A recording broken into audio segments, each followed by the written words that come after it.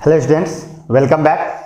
तो चलिए हम लोग शुरू करते हैं जो कि हम पढ़ रहे थे। आपको प्रीवियस लेक्चर में हमने स्टार्ट किया था हमारे 10th सीबीएसई केमिस्ट्री का सबसे आखिरी chapter periodic classification of elements, जिसमें पहले चैप्टर में आपने देखा कि पीरियोडिक क्लासिफिकेशन ऑफ एलिमेंट में मतलब क्या होता है, चैप्टर का नाम कहाँ से आया, फिर क्लासिफिकेशन क्यों नेसेसरी है, फिर उसके हिस्ट्री पे हमने बात करनी शुरू की कि डेवोरेनर का ट्रायड, न्यूलैंड का एक्टिव, डेवोरेनर का ट्रायड क्यों रिजेक्ट किया गया, न्यूलैंड का ऑक्टेव क्यों रिजेक्ट किया गया।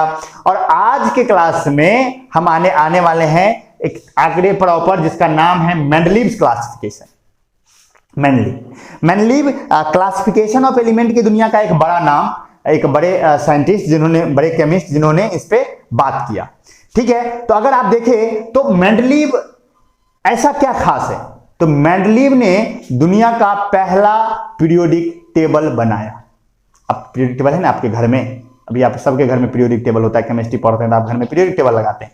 तो दुनिया का पहला पीरियोडिक टेबल जो बनाने का श्रेय है वो जाता है रसिया के केमिस्ट दिमित्री लेविनोविच मेंडलीव को, जिन्होंने 1869 में ये पीरियोडिक टेबल तैयार किया।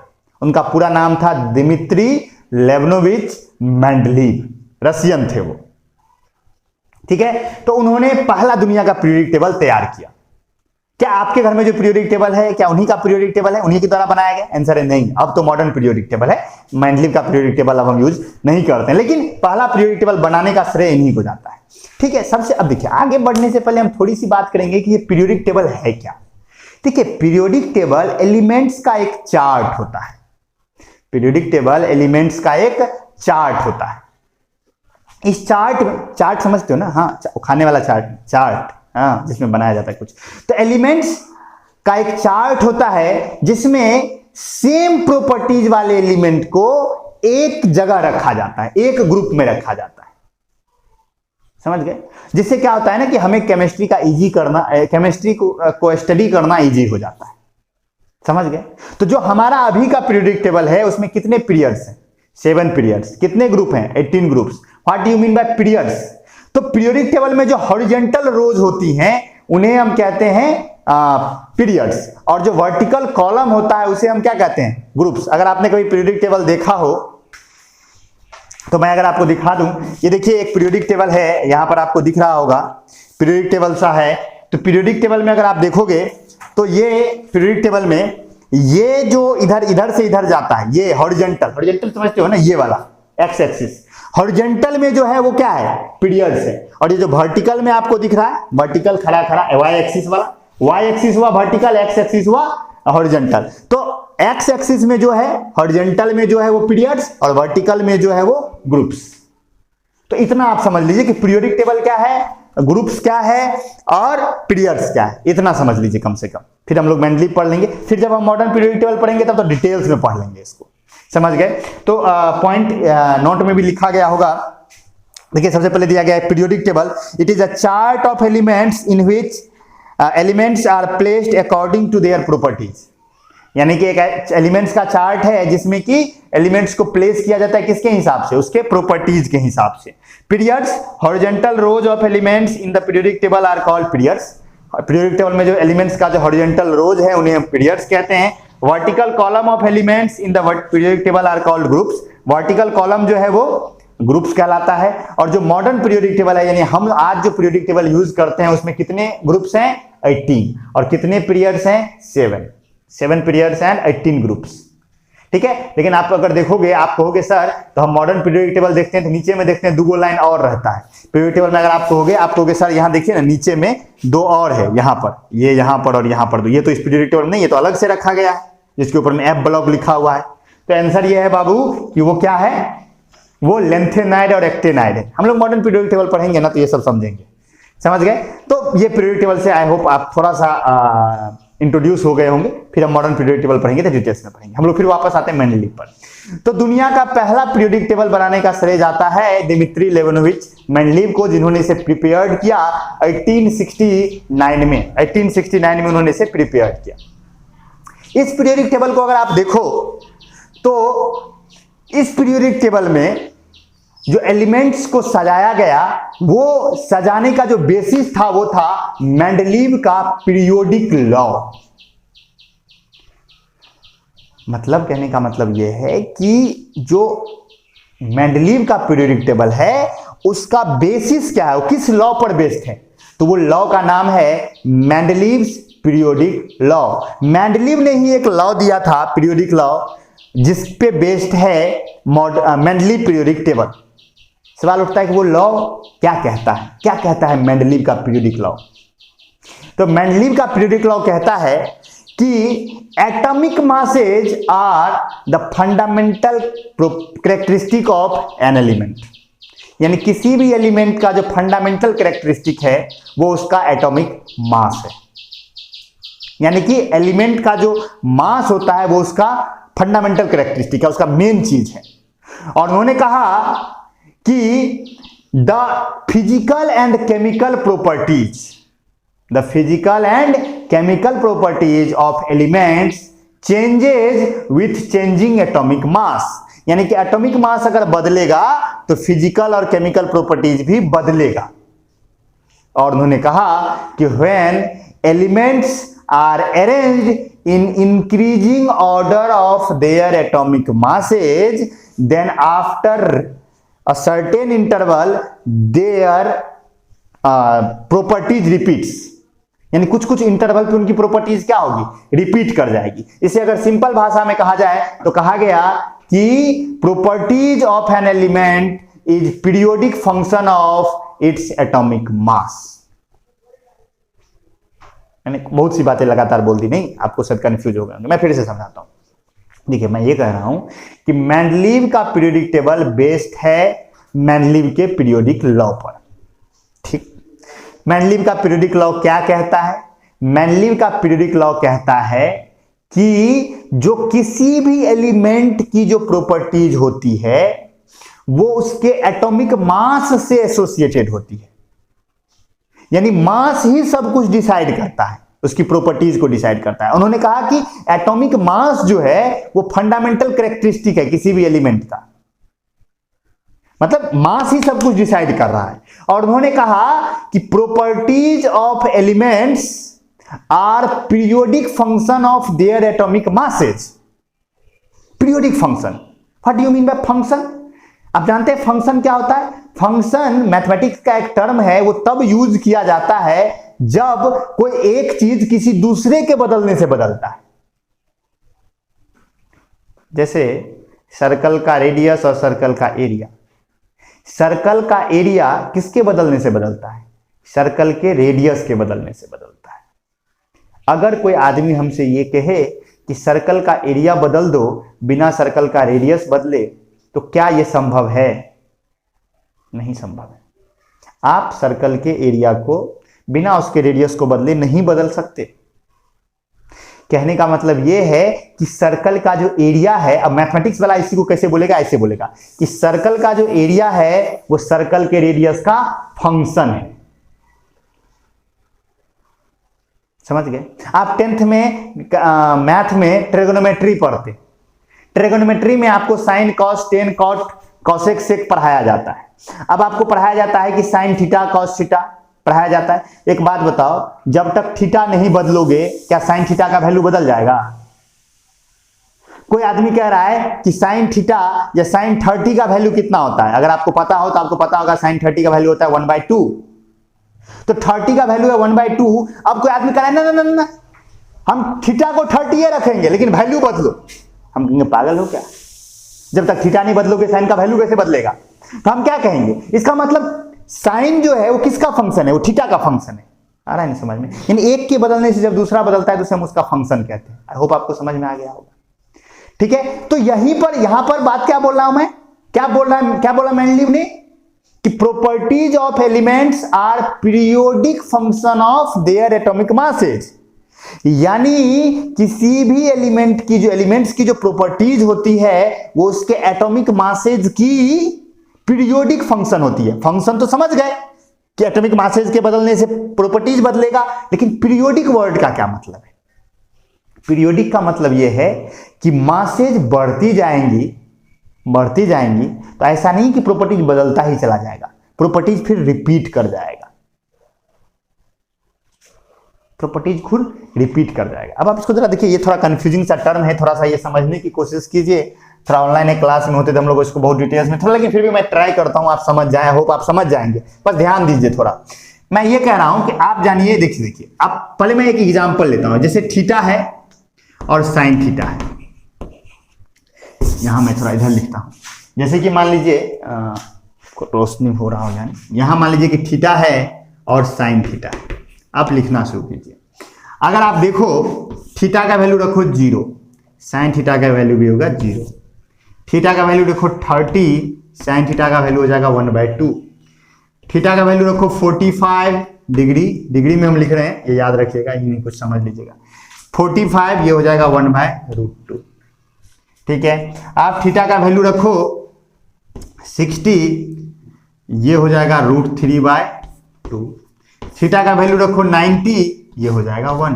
देखिए थीटा बदल रहा है तो क्या होता जा रहा है, क्या होता जा रहा है, वैल्यू बदलता जा रहा है ना। अब देखिए जरा, इसके बाद कमाल हो जाएगा। थीटा का वैल्यू रख लो 120, थीटा का वैल्यू रख लो 120, वैल्यू हो जाएगा √3/2।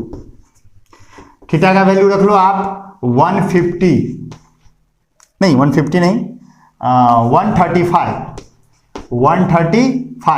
तो 135 जब वैल्यू रखोगे तो थीटा का वैल्यू हो जाएगा 1/√2। अब थीटा का वैल्यू रख लो आप 150, क्या रख लो 150, वैल्यू हो जाएगा 1/2। और अब थीटा का वैल्यू रख लो 180, वैल्यू हो जाएगा 0। जरा ध्यान से देखिए, तो इसको जरा गौर से देखिए, मैं पीरियोडिक फंक्शन समझाने की कोशिश कर रहा हूं। थीटा बदला, 0 पे 0 था, 30 पे 1/2 हुआ, 45 पे 1/√2 हुआ, 60 पे √3/2 हुआ, 90 पे 1 हुआ। क्या थीटा के बदलने से साइन थीटा का वैल्यू बदलता गया? लेकिन अब जरा यहां से कमाल हो गया, देखिए थीटा बढ़ा 120 पे गया, लेकिन वैल्यू 1 से आगे नहीं बढ़ा, वैल्यू रिटर्न मार दिया, √3/2 फिर से आ गया, यानी वैल्यू रिपीट होने लगा ना। समझ रहे हो बात? 135 पे गए, वैल्यू 1/√2 हो गया, जो कि 45 का वैल्यू था, रिपीट कर गया ना। फिर हम 150 पे गए, 1/2 हो गया, जो कि 30 का वैल्यू था, रिपीट कर रहा है ना। और जब हम फिर गए 0 पे, 180 पे गए तो 0 हो गया, जो कि 0 पे था, तो वैल्यू क्या हो रहा है, रिपीट कर रहा है। तो ऐसा थीटा के बदलने से क्या हो रहा है, साइन बदल रहा है, लेकिन लगातार नहीं बदल रहा है, कंटिन्यूअस नहीं है, पीरियोडिक है। समझ गए? अगर लगातार बढ़ते ही जाता, अगर लगातार बढ़ते जाता ना, तो बढ़ते चले जाता, जैसे रेडियस ऑफ सर्कल और एरिया ऑफ सर्कल। अगर आप रेडियस ऑफ सर्कल को बढ़ाते जाइए, एरिया ऑफ सर्कल बढ़ता जाएगा, बढ़ता जाएगा, बढ़ता जाएगा, बढ़ता जाएगा। ये हो गया कंटिन्यूअस फंक्शन, इसको कहते हैं कंटिन्यूअस फंक्शन। थोड़ा सा मैथमेटिक्स भी समझ रहे हैं हम लोग, इसको कहते हैं कंटिन्यूअस फंक्शन। एक के बढ़ने से दूसरा बढ़ता जा रहा है, बढ़ता जा रहा है, बढ़ता जा रहा है, तो ये होता है कंटिन्यूअस फंक्शन। या घटता जा रहा है तो कंटिन्यूअस फंक्शन। पीरियोडिक फंक्शन मतलब हुआ रिपीट करना, उसको रिपीट करेगा। आया समझ में? तो यहां पर कह रहे हैं मेंडलीव साहब अपने पीरियोडिक लॉ में कह रहे हैं कि properties of elements are periodic function of their atomic masses. यानी कि अगर एटॉमिक मासेज को आप चेंज करते जाओगे, बढ़ाते जाओगे, तो प्रॉपर्टीज क्या होगा, रिपीट कर जाएगा। आई होप आपको समझ में आ गया होगा। तो मैं थोड़ा सा नोट पढ़ के सुना दूं, तो फिर मतलब आप लोग थोड़ा इस बात को ये भी समझ जाएंगे। एक बार पढ़ लीजिए। लिखा है कि the first periodic table was prepared by Russian chemist Dmitri लेबनोविच मेंडलीव इन 1869 में उन्होंने पहला बनाया। Mendeleev periodic table was based on Mendeleev periodic law. यानी कि उनका जो टेबल था, जो उनका जो पीरियोडिक टेबल था, वो बेस्ड था किस पे, मेंडलीव के पीरियोडिक लॉ पर। अब सवाल उठता है कि what is Mendeleev periodic law? According to this law the properties of elements are periodic function of their atomic masses. यानी एलिमेंट्स की प्रॉपर्टीज उसके मास की पीरियोडिक फंक्शन है।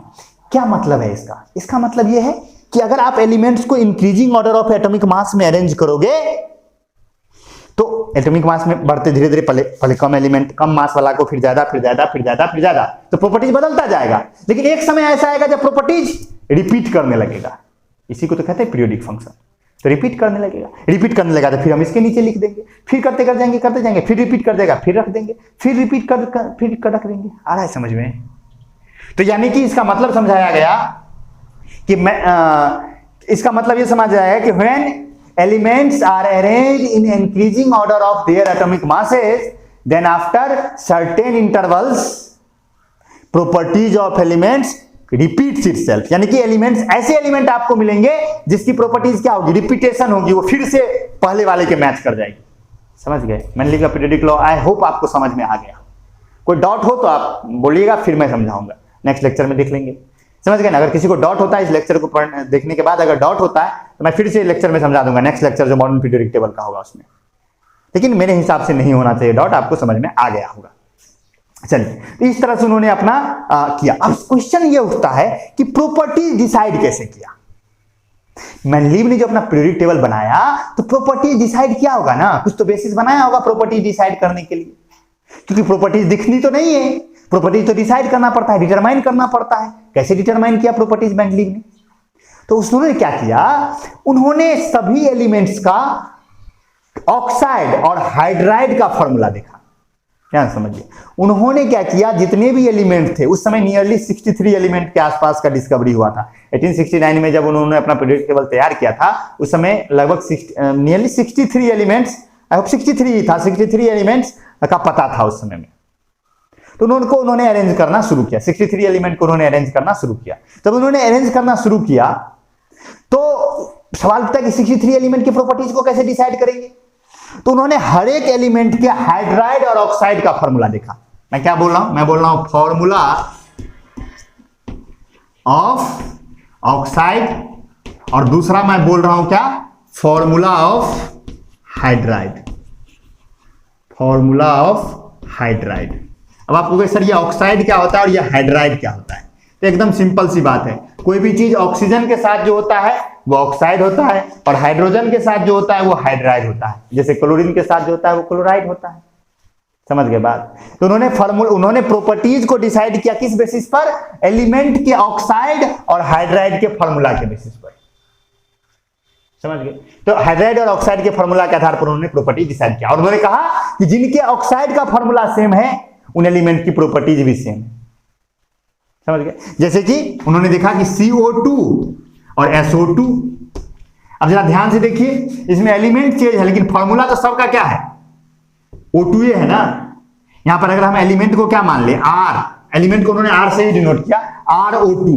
तो RO2 वाला अगर देखना शुरू करे तो उन्हें क्या दिखा, CO2 दिखा, SO2 दिखा। तो उन्होंने कहा कि कार्बन और सल्फर को क्या करो, एक जगह रखो।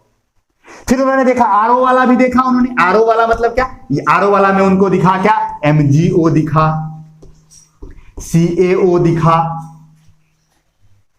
समझ गए बात? तो उन्होंने कहा कि ये सबको क्या करो, साथ में रखो। समझ रहे हो बात? यानी ऑक्साइड और हाइड्राइड के फॉर्मूला के बेसिस पर उन्होंने डिसाइड किया किसको, प्रॉपर्टीज को डिसाइड किया। तो सेम जिनका ऑक्साइड और हाइड्राइड का फॉर्मूला सेम था उसको उन्होंने कहा कि इसको सेम ग्रुप में रख दो। सेम ग्रुप मतलब कि एक साथ रख दो, उनकी प्रॉपर्टी एक जैसी है। जो सेम ग्रुप में है उनकी प्रॉपर्टी एक जैसी है। समझ गए? अब हाइड्राइड के फॉर्मूला में भी, हाइड्राइड में भी आप देख सकते हो, जैसे RH वाला आप देख सकते हो। RH वाला में आपको दिखेगा कि जैसे कि आपको NaH दिख जाएगा, KH दिख जाएगा।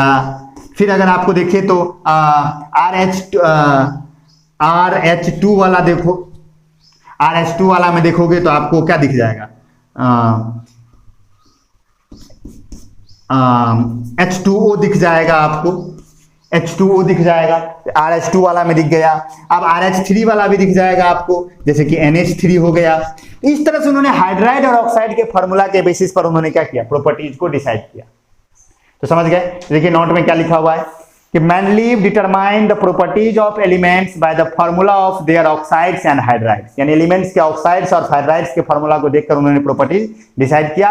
And he placed the elements having same formula in same group. यानी उन्होंने ये माना कि जिनके फार्मूला सेम है उनको सेम ग्रुप में डालो क्योंकि उनकी प्रॉपर्टीज सेम होगी। चलिए आगे बढ़े। और उस समय जो 63 नॉन एलिमेंट्स थे उसको उन्होंने 8 ग्रुप और 7 पीरियड्स में उन्होंने अरेंज किया। आया समझ में? तो मेंडलीव का पीरियोडिक टेबल कैसे प्रिपेयर किया गया आपको समझ में आया? किस लॉ पर बेस्ड था ये समझ में आया? उस लॉ का मतलब समझ में आया? प्रॉपर्टीज कैसे डिसाइड किया ये समझ में आया? कितने पीरियड कितने ग्रुप थे समझ में आया? बहुत सुंदर। अब जब पीरियोडिक टेबल तैयार हुआ तो सवाल उठता है कि उसके क्या फायदे थे और उसके क्या घाटे थे, क्योंकि आपको पता है कि अभी हमारे पास मेंडलीव का पीरियोडिक टेबल नहीं है, हमारे पास अभी मॉडर्न पीरियोडिक टेबल है तो कुछ तो गड़बड़ी रहा होगा और कुछ तो उसमें अच्छाई भी रहा होगा। हम पढ़ रहे हैं मतलब कुछ तो अच्छा था और उसको हटा दिए मतलब कुछ तो बुरा था। तो क्या अच्छाई था क्या बुराई था उसको हम पढ़ते हैं। तो सबसे पहले हम देखेंगे advantage of Mendeleev periodic table. पहले बड़ाई करते हैं, बुराई बाद में करेंगे। तो पहले एडवांटेज, तो एडवांटेज की बात करें तो सबसे पहली बात कि ये टेबल, इस टेबल ने एलिमेंट्स के प्रॉपर्टीज के स्टडी को बहुत आसान बना दिया। इस पीरियोडिक टेबल में किसी एलिमेंट की प्रॉपर्टीज का, किसी एलिमेंट का बस पोजीशन दिख जाए ना, हमें पता चल जाए कोई भी एलिमेंट अगर हम उसका सिर्फ पीरियोडिक टेबल में पोजीशन देख लेते हैं तो हम उसका प्रिडिक्ट कर सकते थे कि इसकी प्रॉपर्टीज क्या है। हमें कुछ नहीं पता उस एलिमेंट के बारे में, हमें बिल्कुल नहीं पता कि उस एलिमेंट की क्या प्रॉपर्टीज है। पोटासियम हमें कोई दिखा दे कि इसका क्या प्रॉपर्टीज है, हमको कुछ पता नहीं। लेकिन अगर वो ग्रुप 1 का एलिमेंट है तो हम कमेंट कर सकते हैं कि ये ऑक्साइड, इसका ऑक्साइड का फॉर्मूला मतलब 2O वाला होगा, फिर उसके हाइड्राइड का फॉर्मूला H वाला होगा, फिर उसके बाद वो बेसिक ऑक्साइड बनाएगा। बहुत सी प्रॉपर्टीज पे हम कमेंट कर सकते हैं, मेटल होगा वो। तो यानी कि मैनली पीरियड, बेसिक में आप इतना समझ लीजिए कि मैनली पीरियोडिक टेबल ने एलिमेंट्स के स्टडी को इतना इजी बना दिया कि बस उसके पीरियोडिक टेबल में किसी एलिमेंट के पोजीशन को देखकर उसके प्रॉपर्टीज पर कमेंट किया जा सकता था। पहला फायदा समझ गए। देखिए फर्स्ट पॉइंट लिखा गया कि this table made the study of elements much easier. By the position of element in this table we can determine its properties. यानी कि उसके पोजीशन को देखकर क्या कर सकते हैं, हम उसके प्रॉपर्टीज को डिसाइड कर सकते थे। अब इसके बाद अगली चीज जो उन्होंने की थी, जो न्यूलैंड ने नहीं की थी। न्यूलैंड ने क्या सोचा था कि कोई नया एलिमेंट फ्यूचर में डिस्कवर नहीं होगा। मेंडलीव ने कहा कि नहीं, ऐसी बात नहीं, फ्यूचर में भी नए नए एलिमेंट मिलेंगे। और उन्होंने अपने पीरियोडिक टेबल में ब्लैंक स्पेसेज छोड़े, खाली जगह छोड़ा। आप सोच के देखिए, कोई आदमी एक ऐसा चीज तैयार कर रहा है जिसमें वो फ्यूचर के हिसाब से तैयार कर रहा है कि ये एलिमेंट अभी डिस्कवर नहीं हुआ, ये बाद में डिस्कवर हुआ, उसके लिए मैं जगह छोड़ रहा हूं। उन्होंने उस जगह छोड़ दिया और उन्होंने उसके प्रॉपर्टीज को भी प्रेडिक्ट कर दिया और एवरेज एटॉमिक मास के भी बारे में बात की। क्या कर रहा हूं मैं कि मैनली जब पीरियोडिक टेबल बना रहे थे तो उन्होंने सेवरल ब्लैंक स्पेसेज छोड़ी, यानी कि खाली जगह छोड़ा। उन्होंने किसके लिए छोड़ा खाली जगह? उन्होंने ये कहा कि ये जो एलिमेंट्स हैं वो अभी डिस्कवर नहीं हुए, ये फ्यूचर में डिस्कवर होंगे, फ्यूचर में डिस्कवर होंगे। और उन्होंने ये भी कहा कि उसकी जो प्रॉपर्टीज होगी वो क्या होगी, वो उन्होंने कमेंट कर दिया उसी समय, जिसका अभी मतलब कोई बच्चा पैदा नहीं हुआ, हम ये बता रहे हैं कि बड़ा होकर डॉक्टर बनेगा कि इंजीनियर बनेगा। समझ रहे हो ना बात? तो एलिमेंट अभी डिस्कवर नहीं हुआ और मेनली बोल रहे हैं कि मतलब क्या होगा, उसकी प्रॉपर्टीज क्या होगी। समझ रहे हो ना बात? ये कम बड़ी बात है। मतलब चुन्नू है, चुन्नू पैदा नहीं हुआ, चुन्नू के बारे में सारी बातें हो गई, चुन्नू ऐसा होगा, चुन्नू का बाल ऐसा होगा, चुन्नू का नाक ऐसा होगा, चुन्नू का कान ऐसा होगा, चुन्नू के बारे में हजार बातें। चुन्नू है नहीं दुनिया में भी, चुन्नू आएगा, कब आएगा नहीं आएगा पता नहीं, लेकिन कह रहा है कि नहीं चुन्नू आएगा। और जब चुन्नू आया तो मैच कर गया उसकी प्रॉपर्टी। समझ रहे हो बात? जो मेंडलीव ने प्रिडिक्ट किया था वो सारी की सारी प्रॉपर्टी उस एलिमेंट की प्रॉपर्टी से मैच कर गई, लगभग। इवन ये भी बता दिया था कि उसका मास क्या होगा। सोच के देखो कितना भयंकर चीज है। नहीं ऐसा आदमी दुनिया में हो तो क्या गजब होगा। चले ठीक है, तो पढ़ते हैं इस बात को क्या लिखा हुआ है। तो उन्होंने लिखा, क्या लिखा है अगला एडवांटेज कि he left several blank spaces in his periodic table for undiscovered element जिसकी डिस्कवरी भी नहीं हुई, and predict their properties and later. मतलब स्पेसेज छोड़ दिया, प्रॉपर्टीज भी प्रिडिक्ट कर दिया, एंड लेटर मतलब जब बाद में, when these elements were discovered, जब उस एलिमेंट की डिस्कवरी हुई, then they are placed in these blank spaces and their properties are nearly same as predicted by him. यानी कि जब नए एलिमेंट बाद में डिस्कवर हुए तो देखा गया, उनको उस ब्लैंक स्पेसेज में रखा गया और ये देखा गया कि उनकी प्रॉपर्टीज भी क्या हो रही है, मैच कर रही है जो मेंडलीव ने प्रिडिक्ट किया था। तो सोचिए कितना बड़ा बात है, एडवांटेज है ना। और इसमें उन्होंने नाम भी रख दिया था, 3 एलिमेंट्स का आपको नाम याद रखना है। उन्होंने इक्का बोरॉन, इक्का एल्युमिनियम और इक्का सिलिकॉन। इक्का बोरॉन, इक्का एल्युमिनियम और इक्का सिलिकॉन, उन्होंने इस 3 की बात की थी। इक्का बोरॉन एक नाम यहां ये याद रखिएगा, उन्होंने एक कहा था इका बोरॉन। इक्का बोरॉन, जो कि बाद में डिस्कवर होने के बाद एस्कैंडियम कहलाया। इसका नाम क्या रखा गया? एस्कैंडियम। फिर उन्होंने एक कहा था इक्का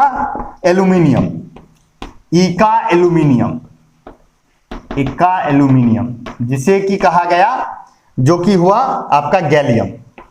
जब डिस्कवर हुआ तो ये क्या कहलाया? गैलियम कहलाया। और एक उन्होंने कहा इक्का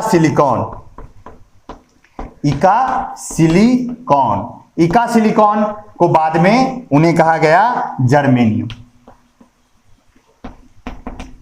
ये उन्होंने कहा इक्का एल्यूमिनियम, इक्का बोरॉन, इक्का एल्यूमिनियम और इक्का सिलिकॉन। समझ गए? तो इक्का बोरॉन बाद में जब डिस्कवर हुआ तो क्या कहलाया? एस्कैंडियम कहलाया। और इक्का एल्यूमिनियम जब डिस्कवर हुआ तो वो गैलियम कहलाया। और इक्का सिलिकॉन जब हुआ तो वो जर्मेनियम कहलाया। तो ये याद रखिएगा 3 एलिमेंट। तो उन्होंने ब्लैंक स्पेसेज रखे, उनके नाम भी प्रिडिक्ट कर दिए नियरली। वो नाम तो सेम नहीं रखा गया। नाम तो चलो, नाम क्या है? नाम का क्या? कोई आज चुन्नू सोच रहा है, पैदा होने के बाद कुछ और रख सकता है, कोई जरूरी चुन्नू ही रखेगा।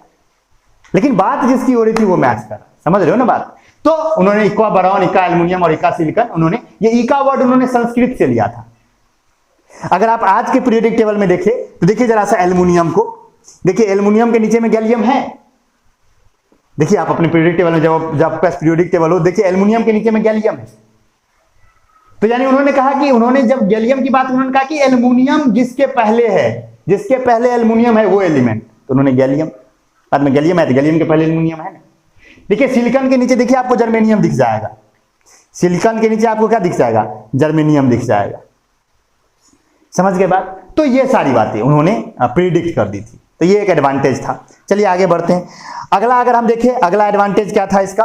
मेंडलीव के पीरियोडिक टेबल का अगला एडवांटेज, तो अगला एडवांटेज था कि जो बाद में कई बार कुछ ऐसा मिला मेंडलीव के पीरियोडिक टेबल में कि जैसे inert gases, example inert gases का बिल्कुल आइडिया नहीं था। मेंडलीव को इनर्ट गैसेज का आइडिया भी नहीं था। तो जिसका उनको आइडिया भी नहीं था, जब वो एलिमेंट डिस्कवर हुए वो भी उसके पीरियोडिक टेबल में फिट हो गए।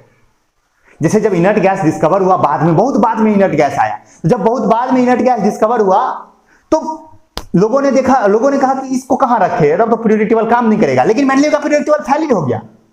उसे क्या दिया गया? एक नए ग्रुप में रख दिया गया। यानी पहले 8 ग्रुप था ना, 7 पीरियड 8 ग्रुप था ना, तो नया ग्रुप बना दिया गया, एक नया ग्रुप ही बना दिया गया। क्या एक नया ग्रुप बना के उसमें किसको डाल दो? इनर्ट गैसेज को डाल दो।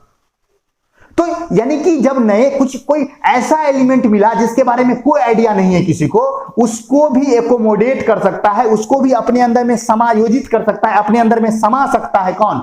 मेंडलीव का पीरियोडिक टेबल। और मेंडलीव ने उसे क्या कर दिया? अपने मेंडलीव के पीरियोडिक टेबल में क्या वो समा गया। क्या किया गया? बस उसको एक नया ग्रुप बना दिया गया। जैसे एलिमेंट जब इनर्ट गैसेज मिली तो उसे एक 0 ग्रुप बना के डाल दिया गया।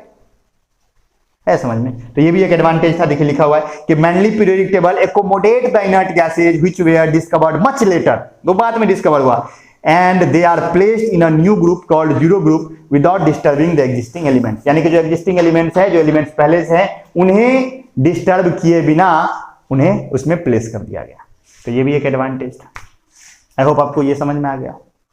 तो एडवांटेज क्या थे समझ में आया? पहला एडवांटेज ये था कि बहुत इजी बना दिया। दूसरा, पोजीशन को देख करके उसके प्रॉपर्टीज को प्रिडिक्ट कर सकते हैं। तीसरा, ब्लैंक स्पेसेज छोड़ा। चौथा, जो है सो जो नए एलिमेंट्स मिले उसको वो एकोमोडेट कर लिया। तो ये सारी बातें समझ में आ गई।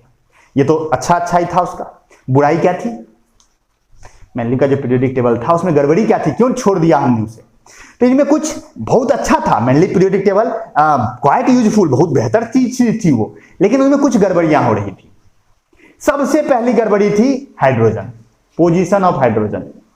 मेंडलीव डिसाइड नहीं कर पाए कि हाइड्रोजन को कहां रखे।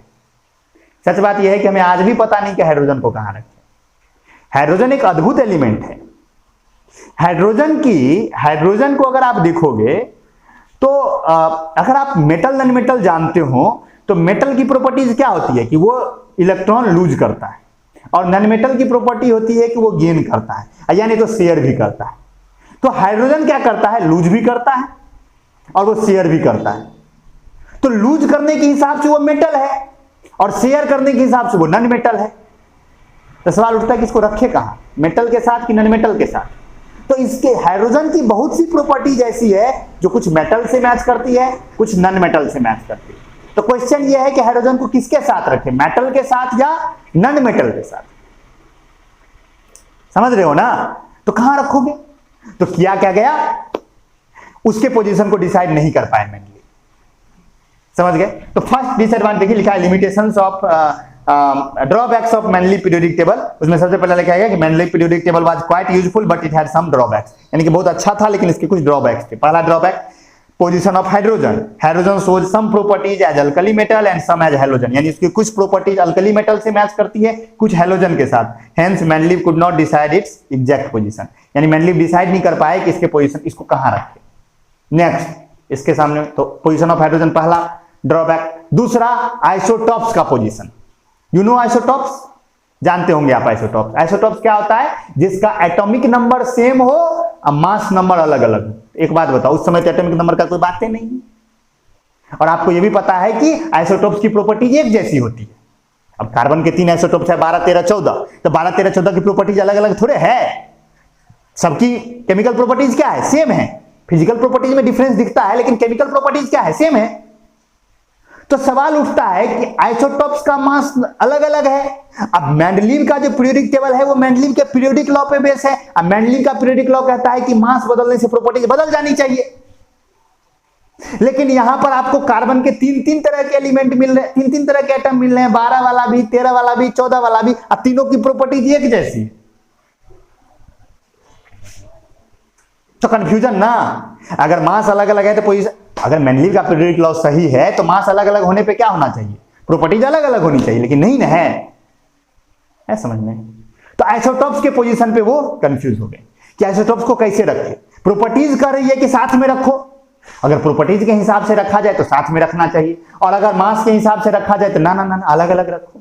तो क्वेश्चन है कि कैसे रखो, साथ में कि अलग अलग, कंफ्यूजन हो गया। तो मेंडलीव ये भी डिसाइड नहीं कर पाए। तो देखिए सेकंड ड्रॉबैक में है position of isotopes. Mendeleev said nothing about the position of isotopes of an element in his periodic table, यानी कि वो ये नहीं बता पाए कि उसके पीरियोडिक टेबल में आइसोटॉप्स को कैसे रखा जाए। अब उसके बाद एनोमेलस पेयर। एनोमेलस पेयर क्या था, अब देखिए मेंडलीव ने कहा कि हम अपने पीरियोडिक टेबल में एलिमेंट्स को increasing order of atomic mass में अरेंज करेंगे। तो हमने कहा, लोगों ने कहा बिल्कुल सर कीजिए, कोई दिक्कत नहीं। उन्होंने करना शुरू किया, करते गए, लेकिन बीच बीच में कहीं कहीं घोटाला कर गए मेंडलीव साहब। कहां घोटाला कर गए, देखिए घोटाला क्या कर गए। तो उनका कहना था कि हम इंक्रीजिंग ऑर्डर में सजा रहे हैं। तो 2 एलिमेंट था, कोबाल्ट और निकेल। 2 एलिमेंट था, कोबाल्ट और निकेल।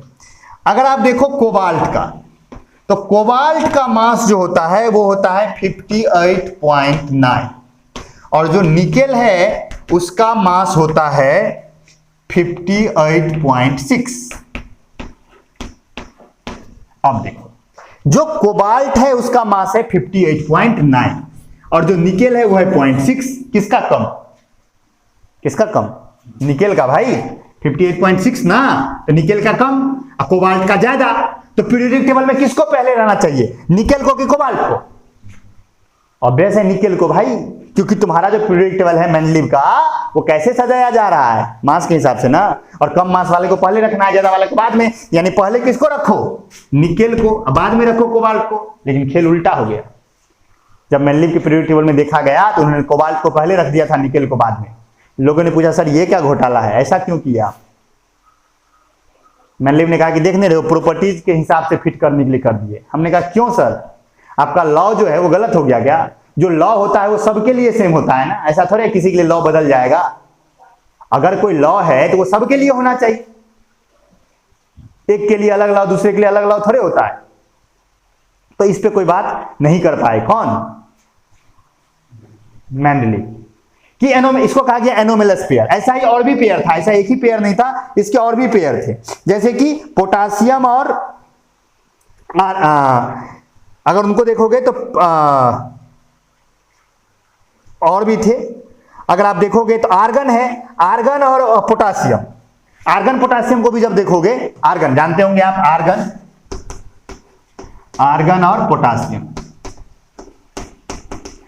पोटासियम का मास है आपका 39 और आर्गन का मास है 40। इनर्ट गैस है आर्गन, ठीक है, 40 और 39। आप पीरियोडिक टेबल में देखोगे, पीरियोडिक टेबल को देखिएगा, आर्गन पहले आ जाता है, पोटासियम बाद में आता है। Hydrogen, helium, lithium, beryllium, boron, carbon, nitrogen, oxygen, fluorine, neon. अब फिर आते आते धीरे धीरे आर्गन।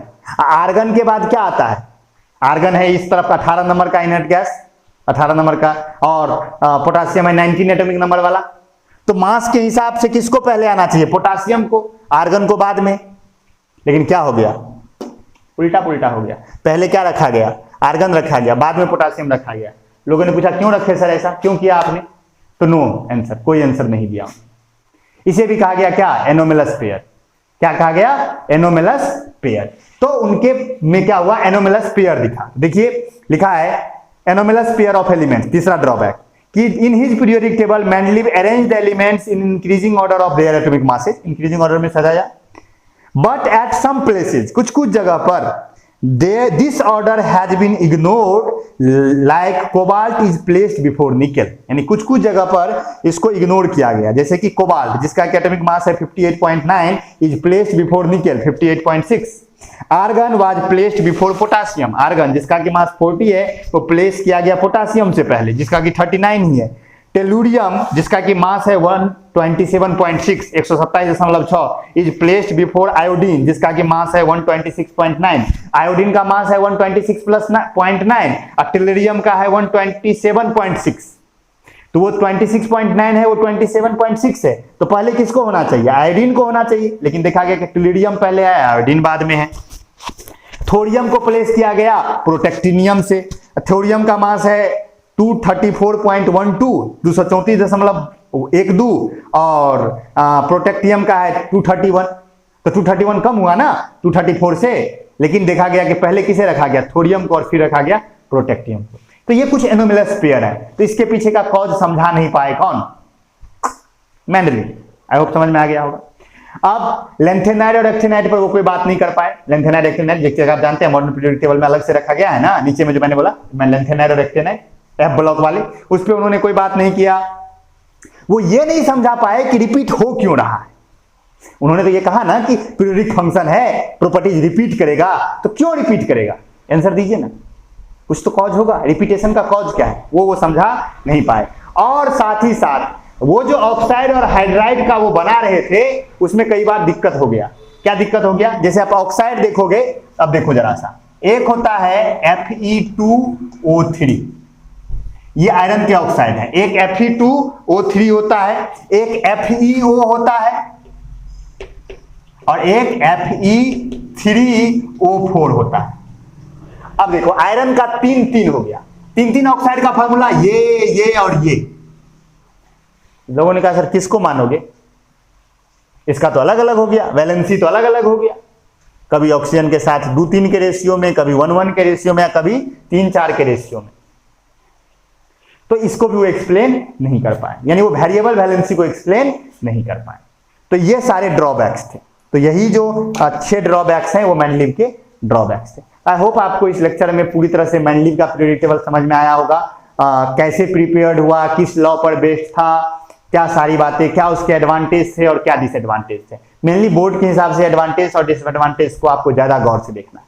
तो आई होप समझ में आ गया हो। अब हमें पढ़ना है मॉडर्न पीरियोडिक टेबल के बारे में डिटेल्स में, तो हम वो नेक्स्ट लेक्चर में पढ़ेंगे। आई होप आपको ये समझ में आया हो। नोट लिख लीजिए, कुछ भी चीज दिक्कत हो तो एकदम निसंकोच पूछिए, बिना किसी हेजिटेशन के पूछिए। व्हाट्सएप पे या इसी में कमेंट सेक्शन में, जैसे भी आपको पूछना हो पूछिए। और हम लोग नेक्स्ट लेक्चर में मॉडर्न पीरियोडिक टेबल पढ़ेंगे।